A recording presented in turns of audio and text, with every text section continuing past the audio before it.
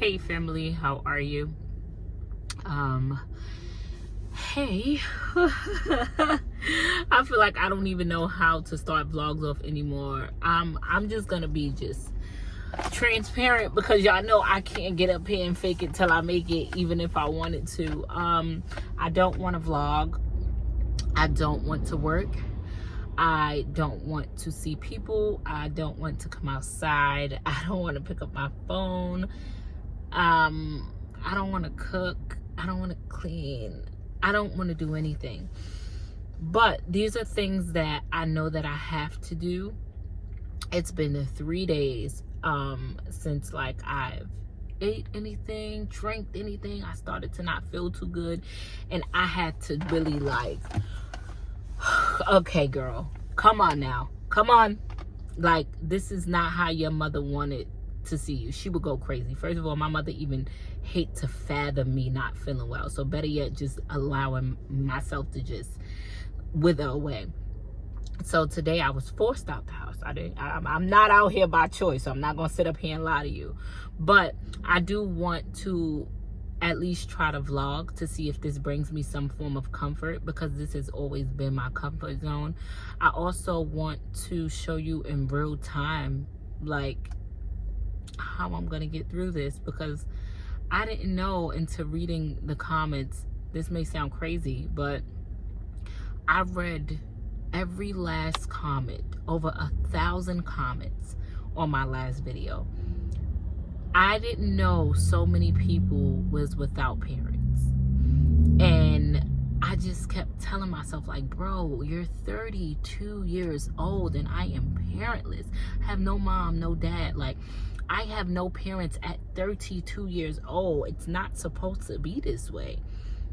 And I felt just like crazy. And I'm reading them comments and people are like, I lost my parents at 10, at 14, at 8. It's just like, this is why I do this, because without those comments, without me reading them, I still would have felt like I'm alone. Like, having no parents at 32 is crazy. So just to be reading like people say, I lost my mom, like, it sounds weird, but I wasn't aware so many people didn't have a mom. And of course, older people, like, you would expect them not to have a mom because people don't live forever. But like, no, young people younger than me, people my age are like, I have no parents. And that's just very new for me, because I always hung around people who had like their mom or their dad or both. So it's not something that I can really relate to because I didn't know. It brought my heart great comfort. And tomorrow I have to do one of the hardest things I think I'll ever have to do in my life, and that's put my mother to rest. I won't be having a funeral because that's not what she wanted. She would have been pissed if she seen all those people at her hospital bed. Like, that's not what she liked. I have been taking this time to just like stand still and be stuck, because I feel like I can't do anything else. Like, I just don't want to do anything. It's really not in me. It's never been not in me. Like, it's been times where I didn't want to do something, but it's like, yeah, I'm gonna gust up the strength and do it. Like, when I tell y'all I feel like I have nothing in me, I feel like there's nothing in me.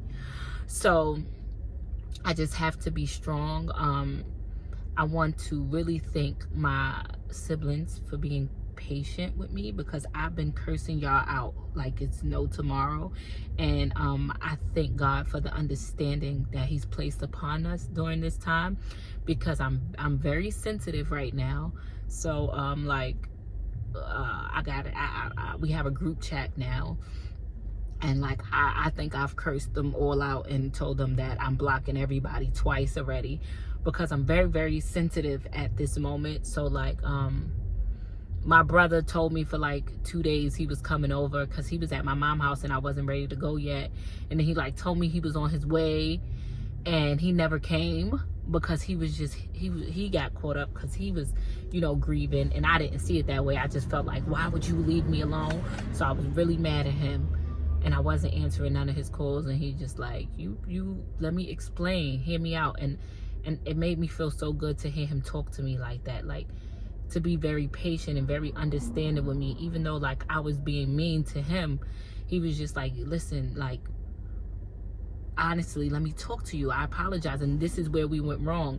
And believe it or not, nobody but him can understand how to communicate with me. Even he said it. He was like, listen, this has been my sister for my whole life. You cannot talk to me rough. Like, if you talk to me rough, I shut down. I'll block you. I won't talk to you. I won't understand. So he talks to me in a way of, like, he really knows how to talk to me. Like, he's just like, listen, I understand why you felt that way, but this is not what I meant. This is what was happening. I apologize, but this is, you can't talk to people like that, Jasmine. So like, we are in a good space, and we promise to get this together for the sake of my mom. And we're gonna get it right. And he's gonna eventually be okay. I'm eventually be okay. Chance is gonna eventually be okay. Her other kids is gonna be okay. But it's tough. It's tough. We did have a minor hiccup that really upset me, and I can't be fake and I can't be phony. And one thing I've learned about this journey, listen, I see it on TV and I hear other people say it. I never dealt with a loss before, and it's really true. Family is something else during a time of death. They're really something else. People who you've never spoken to in years, people who never checked on you, called on you, everybody pop up out of nowhere. And guess what? It's only very momentarily, because once funerals is over, the call stops, the check-in stops, everybody go back to regular life, and you're left to deal with this grief on your own. And I'm physically seeing that. My mom did not want a funeral. She did not want to wait. She would never want nobody doing all this crying around her body who don't call her, don't speak to her.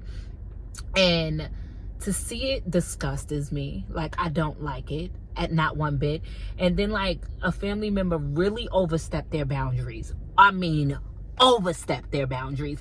And it wasn't even a family member who's proactive that like we know, or like my mom speaks to. They really overstepped their boundaries, and it really sheltered me in even more. So like my mom wasn't like in the hospital and then she died. She was sick and no. I just spoke to my mother. Next thing you know, I'm getting a phone call, she's gone. Just like that. So it wasn't a time to prepare for anything. When I got the phone call that my mother was deceased, they already told me she had zero brain activity. Her heart wasn't beating on its own. They told me the prognosis. There's no her coming back. We cannot say, they can only tell me statistically. I get it. We serve a God who's more powerful. But statistically, they told me what it was at that moment. So I knew it. But only I knew. My siblings didn't know. So when I called the doctors, I told them, I knew my brothers and them was going to get up there before me. I wanted to be the one to tell them that. I didn't want, and the doctor was very respectful. He said, you know what? I respect it. I gave them my brother's name. He said, what do you want me to do if he asks questions? Because technically, I can only talk to you. I said, you can speak to him, but let him know the mechanical parts of it. Like, can you not let him know the prognosis? I want to break that to him. He said, okay, I'll tell you exactly what I'll tell him. I won't tell him about the brain damage. I won't tell him about the prognosis, but I will tell him, like, you know, this machine is making her heart beat. She doesn't have a heartbeat on her own, but the machine is making her heart beat for her. I'll tell him that stuff. I said, thank you. I appreciate it. One of my family members decides to go and speak with the doctor. The doctor told her this. She decides to relay the message a totally different way. She decides to go tell people her heart is beating on her own, giving my little brothers all this hope and all these things that I didn't want to happen because I knew what it was. I was the first one to know what it was. And that's why I wanted to be the one to talk to them. I wasn't even aware that all these people was up there. That's neither here nor there. But the fact that someone will overstep their boundaries. So by the time I get back to the hospital to greet them, they're like, oh my God, there's a chance. She has life. They told me her heart is beating on its own and blah, blah, blah. And that's what she said. They said, and it was just like, it gave them so much, like, now I have to be the person to tell them, like, listen, that's not what it is. This is really what it is. So now they're confused because they're hearing so many different things. And it's just like, I knew what it was from jump. I knew what it was. And it was like people will call you, family members out of nowhere, like, just, why isn't there going to be a funeral? Because that's not what she wanted. And why do you care? What do you want to do? You want to cry over her dead, deceased body? Why didn't you give her flowers when she was alive? There's people who live down a block, 2 blocks away from my mother. They knew. Why you never came to see her? But you're there now? I don't respect it. And I'm all for people get caught up in life. And it's even me. I get caught up in life and I don't have the time to talk about people, but talk to people.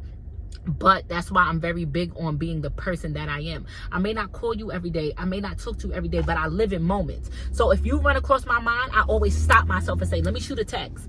Let me make a call. And even if you was on my heart, just wanted to tell you I love you. I'm very big on that because you never know when it's a person last moment. And you're going to be the first one like, oh my God, I should have singing. You should have, could have, would have. You should have, but you didn't. And as I will never respect it. And I cannot respect it. I will not respect it. So like my mom was that girl. Like if you see my mom, who you see my mom with? Me, my siblings. You will never see my mom with anyone else because she's not that girl. She'll be like, I ain't being around them fake phony motherfuckers. That's my mother line. Anybody that know my mother, that's how she give it up. Anytime you see my mama, she gonna be right with me and my siblings. I don't want the fake love. I accept everybody condolences in the family. I appreciate it. But don't ever question why she's not having a funeral. Don't ever overstep boundaries because you're not qualified to do so. So I'm just like, I'm real sensitive right now. Real sensitive. So I'm really just keeping to myself. I'm not explaining to people anything because nobody's worthy of an explanation. She's going to be cremated. She's going to be laid to rest. I'm not holding a memorial service. If you love her so much, you hold one. You let balloons loose for her. You show her your appreciation, your gratitude, because best to believe she know where your heart is at. I don't need everybody surrounding me, hugging me, people who I ain't seen in years, people who ain't check on me in her years, or how you doing her. I don't want none of that sympathy. I don't want that. You love her, you celebrate her, because I'm damn sure going to celebrate her life, baby. Once I lay my baby to rest tomorrow, I'm going to celebrate her life, and I'm going to live in her memories and live in her moments. Me and her grandkids and her kids going to turn up for her. We're going to celebrate her, whether we do it together or separately. If we got to do it on FaceTime, we're going to celebrate her life. That was my girl, and y'all know that was my girl. So I'm just finding like complacency in that, and I know it's going to take time.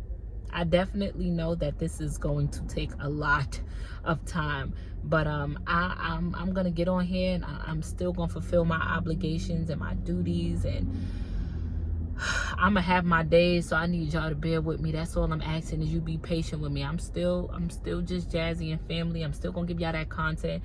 I'm gonna let my mother light shine right through me, but I need y'all to bear with me some days. Because I know some days I won't be my best, probably for a long time.